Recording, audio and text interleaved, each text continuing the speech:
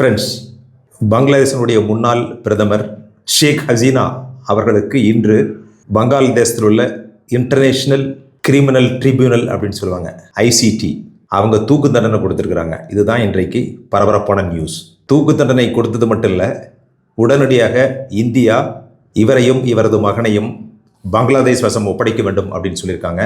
இந்த ஐசிடின international crime tribunal அப்படிங்கிறது 2008 பங்களாதேஷில் அவாமி லீக் பார்ட்டியை சேர்ந்த ஷேக் ஹசீனா அவர்களால் தான் ஆரம்பிக்கப்பட்டது. எதுக்குன்னா 1971 இந்த பங்களாதேஷ் சுதந்திரம் பெற்றப்ப பாகிஸ்தான் இராணுவ வீரர்கள் மற்றும் தளபதிகள் வார் கிரைம்ஸ் அப்படின்னு சொல்லுவாங்க இல்லையா, அதாவது போர்க்கால குற்றங்கள் பங்களாதேஷ் மக்கள் மீதும் மற்றும் அரசியல்வாதிகள் மீதும் நிகழ்த்திய அந்த போர்க்கால குற்றங்களுக்கு ஐசிடி இன்டர்நேஷனல் கிரைம் ட்ரிபியூனல் இதே அவாமி லீக் பார்ட்டி ஷேக் ஹசீனா அவர்களால் தான் ஏற்படுத்தப்பட்டது.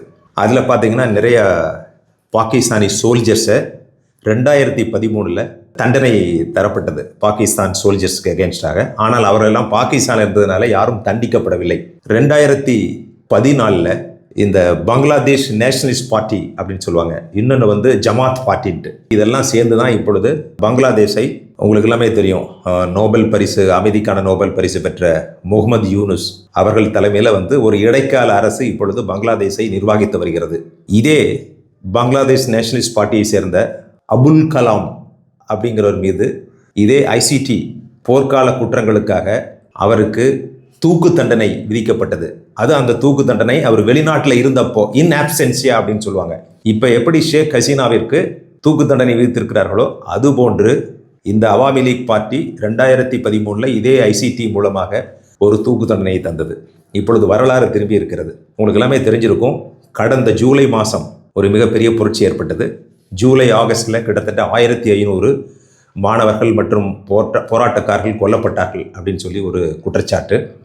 அதற்கு காரணம் ஷேக் ஹசீனா மற்றும் அவருடைய உள்துறை அமைச்சர் கமல் கான் மற்றும் police IG, inspector general of police IG Chowdhury Abdul, இவங்க 3 பேர் தான் காரணம் அப்படின்னு சொல்லி இந்த 3 பேருக்கு மேலேயும் இந்த ஐசிடி வழக்கை நடத்துகின்றது. இந்த வழக்கில் 2 நபர்களுக்கு தூக்கு தண்டனை கொடுத்துருக்கு. ஒன்று ஷேக் ஹசீனா அவர்களுக்கு, 2வது முன்னாள் உள்துறை அமைச்சர் கமல் கான் இவருக்கு கொடுத்துருக்கிறது. Inspector general of police Chowdhury அவருக்கும் கொடுக்கப்பட்டது. ஆனால் அவர் மன்னிப்பு கேட்டார். நான் என் விருப்பப்பட்டு செய்யவில்லை, இவர்களெல்லாம் சொன்னதுனால நான் செஞ்சேன் அப்படின்னு சொல்லி அவர் மன்னிப்பு கேட்டதுனால அவருக்கு தண்டனை இல்லை. இந்த 2 பேர்த்துக்குமே இன் ஆப்சென்சியா அப்படின்னு சொல்லுவாங்க. இன் ஆப்சென்சியா பனிஷ்மெண்ட் அப்படின்னு சொன்னால் அவர்கள் அந்த நாட்டில் இல்லாத பொழுது வேறு எங்கிருந்தாலும் கொடுக்கப்படுகின்ற தண்டனை தான் இன் ஆப்சென்சியா பனிஷ்மெண்ட். அதன்படி தூக்கு தண்டனை தந்திருக்கிறார்கள். இதுக்கு ஷேக் ஹசீனா அவர்கள் என்ன சொல்லியிருக்காங்கன்னா, இந்த தண்டனை மூலமாக இந்த ஆளுகின்ற அரசு எவ்வளவு துவேஷத்துடனும் ஒரு தீய எண்ணத்துடனும் ஒரு கொலை வெறித்தனத்தோடும் இருக்கிறது என்பதற்கு இது உதாரணம் அப்படிங்கிறாங்க. கடந்த ஜூலை மாதம் நான் என்னுடைய உள்நாட்டில் ஏற்பட்ட கலவரத்தை அடக்குவதற்காகத்தான் முயற்சி செய்தேன். இந்த கிளர்ச்சிக்காரர்களுக்கு எதிராக நான் அவர்களை கொல்ல வேண்டும் என்று என்றும் நினைத்ததில்லை அப்படின்னு சொல்லியிருக்காங்க. அது மட்டுமல்ல, தற்போது இடைக்கால அரசாங்கத்தினுடைய பிரதிநிதிகளாக இருக்கின்றவர்கள் செய்த அராஜகங்களுக்கும் அட்டூழியங்களுக்கும் எந்த விதமான தண்டனையும் தரவில்லை. அதுபோன்று இந்த வழக்கு நடந்து கொண்டிருக்கின்ற பொழுது எங்களுக்கு எந்த விதமான வாய்ப்பும் தரவில்லை, எங்களுடைய தரப்பு வாதத்தை ஏற்கவே இல்லை. அது மட்டுமல்லாமல் இந்த இன்டர்நேஷ்னல் கிரைம் ட்ரிபியூனல் இதனுடைய நீதிபதிகள் எல்லாமே இந்த அரசுக்கு வேண்டியவர்களாக நியமிக்கப்பட்டார்கள் அப்படிங்கிற குற்றச்சாட்டை ஷேக் ஹசீனா அவர்கள் எழுப்பியுள்ளார்கள். அப்புறம் இது பேருக்கு தான் இன்டர்நேஷ்னல் அப்படின்னு இருக்கே ஒழிய இது நிச்சயமாக இன்டர்நேஷ்னல் கிரைம் ட்ரிபியூனல் கிடையாது. இது இந்த ஆளுங்கட்சியால் அவர்களுக்கு சாதகமாக உருவாக்கப்பட்ட ஒரு அமைப்பு அப்படின்னு சொல்கிறாங்க.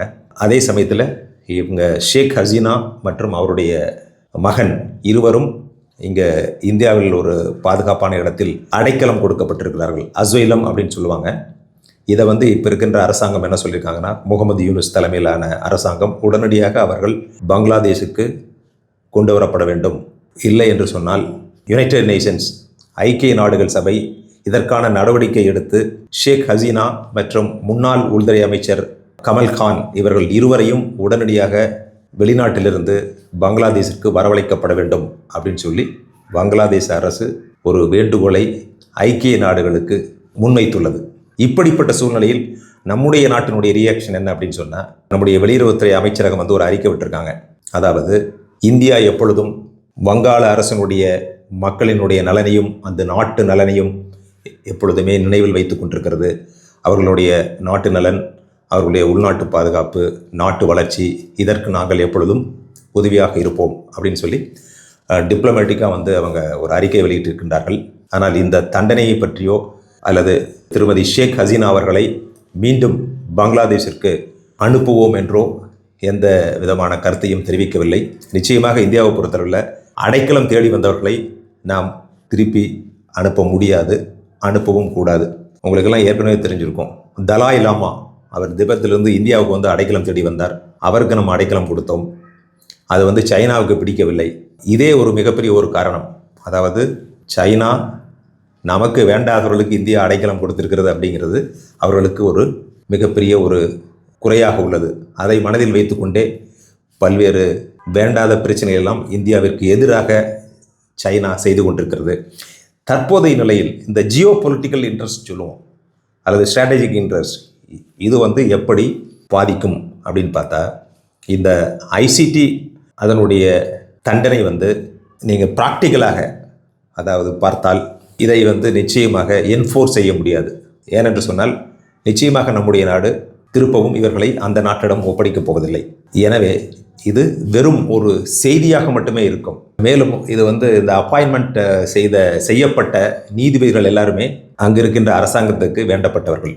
எனவே இந்த நீதியை பொறுத்தளவில் ஒரு நியாயமான ஒரு நீதி இல்லை, நியாயமான ஒரு தீர்ப்பில்லை, சரியான தீர்ப்பில்லை அப்படிங்கிறது தான் பொதுவானவர்களுடைய கருத்து. அதே சமயத்தில் இது மீண்டும் இந்தியாவிற்கும் பங்களாதேஷிற்கும் இடையே நிச்சயமாக வெளிநாட்டு கொள்கையில் விரிசலை மீண்டும் ஏற்படுத்தும். இப்போவே வந்து நம்முடைய பார்டர்லாம் பார்த்திங்கன்னா நிச்சயமாக வந்து அலர்ட் பண்ணியிருப்பாங்க. நம்முடைய பார்டர் செக்யூரிட்டி ஃபோர்ஸ், ஆர்மி, அங்கே இருக்கிற யூனிட்ஸ், இவங்களுக்கு எல்லாமே ஒரு அலர்ட் மெசேஜ் கொடுத்துருப்பாங்க. ஏன்னா இந்த சமயத்தை பயன்படுத்தி அங்கே ஒரு சில டென்ஷன், அங்கே ஒரு சில பதட்டங்கள் ஏற்படலாம் என்பதற்கு. இந்த வழக்கிலிருந்து நம்ம தெரிஞ்சிக்க வேண்டிய விஷயம் என்னென்னா, ஒன்று வந்து இன்டர்நேஷ்னல் கிரைம் ட்ரிபியூனல் ஆரம்பிக்கப்பட்டது இதே அவாமி லீக் பார்ட்டி ஷேக் ஹசீனா அவர்களால். யார் ஆரம்பித்தார்களோ அவர்களுக்கு எதிராகவே இப்பொழுது அந்த ஐசிடி செயல்பட்டிருக்கிறது. எப்பொழுதுமே வரலாறு அரசியலில் திரும்பிக் கொண்டே இருக்கும்.